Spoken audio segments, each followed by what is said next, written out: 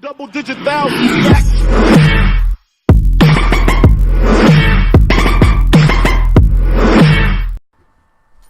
Hi guys, Jason here from Mastermind Alliance Tuition.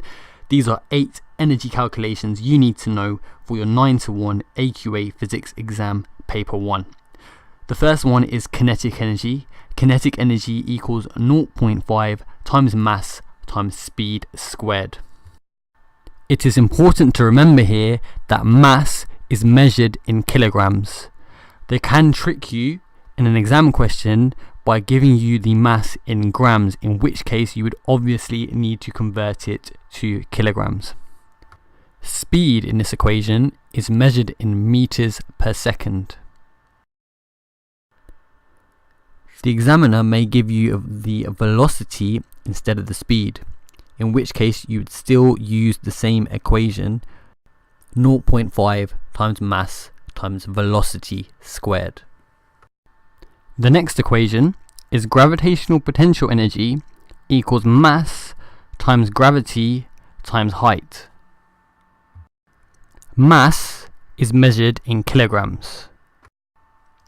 Gravity will always be given to you in the question. Height is measured in meters. Anything held above ground level will have gravitational potential energy. The higher something is above ground level, the more gravitational potential energy it will have. The next equation is power equals energy transferred over time. Power is measured in watts. Energy transferred is measured in joules. And time is measured in seconds. Remember, if they give you a reading or a measurement in hours or minutes, you need to convert that into seconds. The equation shows that more power is produced if a high amount of energy is transferred over a short amount of time. So if a boxer was to make his punch quick and put a lot of energy into it, it would produce a lot of power. The next equation is another equation involving power. Power equals work done over time. Work done is measured in joules and time is measured in seconds. So here's a question for you. Here are 2 cranes.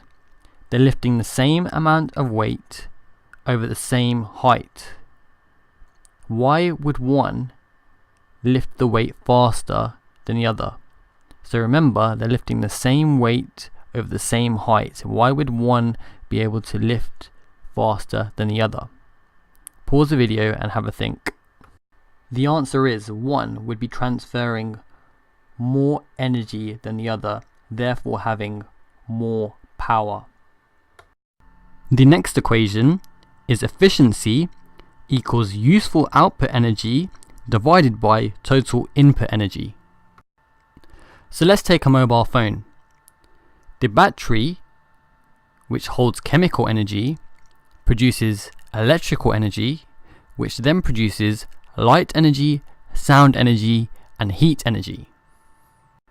The total input energy here would be the chemical energy produced by the battery. The useful energy is the amount of energy produced in the form of light and sound. So let's pretend the mobile phone produces 8 joules of energy in sound and light, and the battery was able to input 10 joules of energy.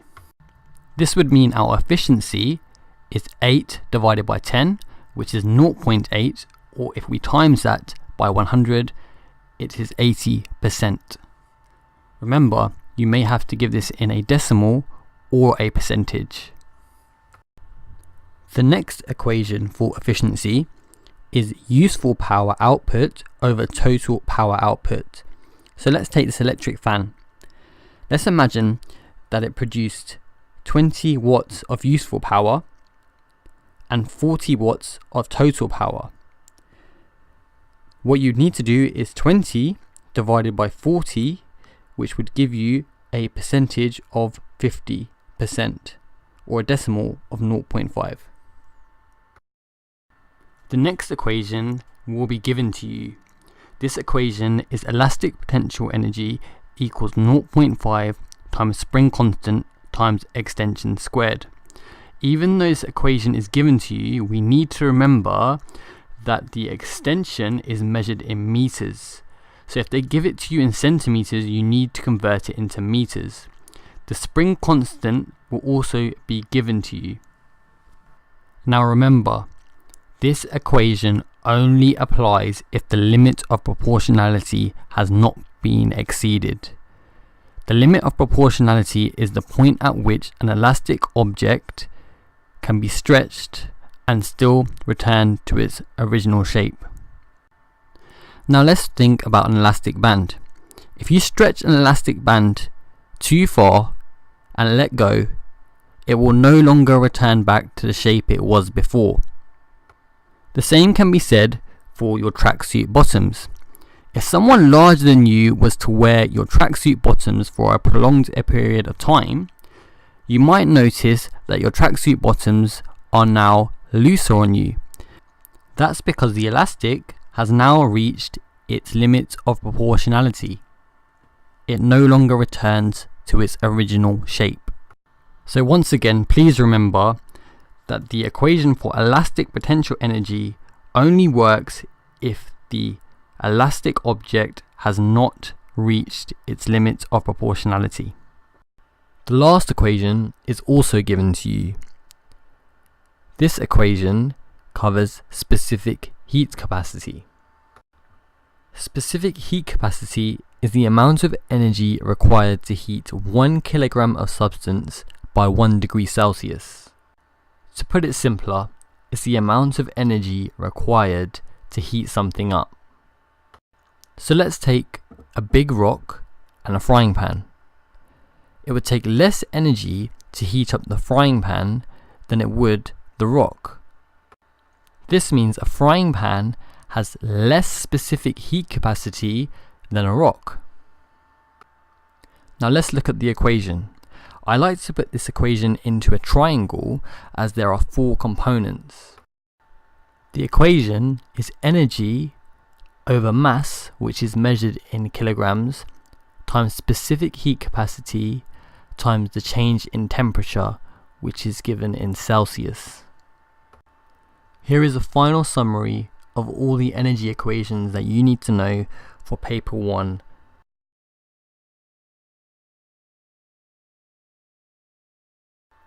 If you'd like more information on one-to-one lessons or how to attend my classes, please visit www.mastermindalliancetuition.com. If you have a question, feel free to leave it in the comments below. Don't forget to subscribe. That's it from me, Jason, from Mastermind Alliance Tuition. Take care.